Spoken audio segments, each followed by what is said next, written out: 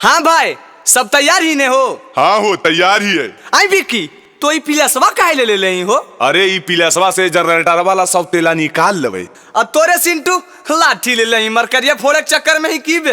हाँ अमित भैया, आज 2-3 मरकरी फोड़ देबै। अच्छा ठीक है, सब जल्दी चलता हूँ। हाँ रे चल चल।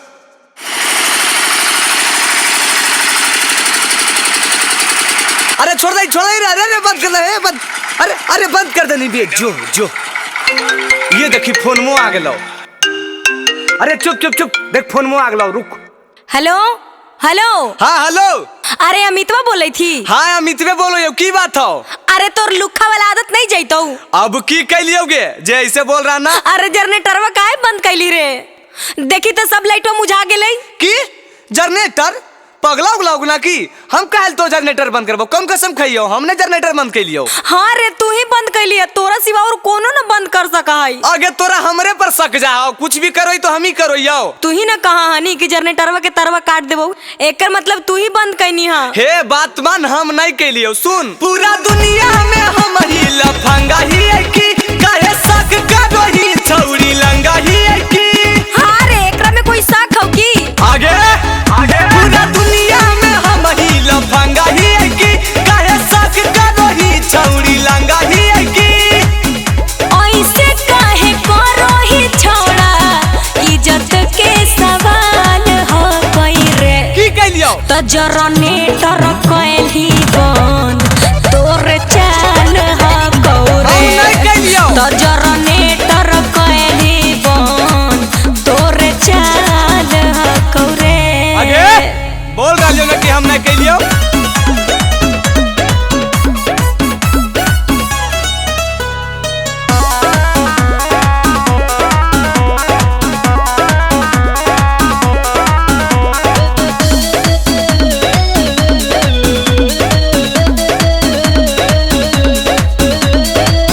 हियो कौन फहरम छोड़ा, तोरे कारनामा हो, जल्दी से कर दे चालू, होबित हंगामा हो।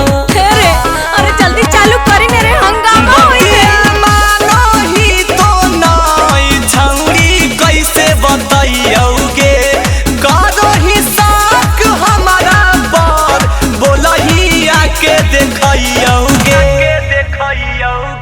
जय माला के टाइम होबित बवाल हो कोई रे। तब हमरा की कोई? तो जनरेटर कैल ही बंद, तोर चाल हो गौरे। जनरेटर कैल ही बंद, तोर चाल हो गौरे। तोर चाल हो गौरे, तोर चाल हो गौरे।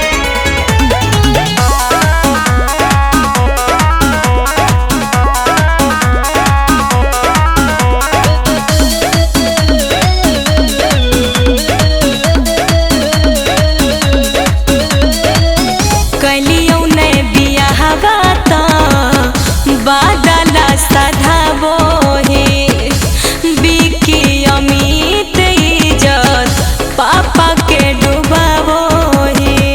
अरे बोली ना रे, कौन गलती कैलियो?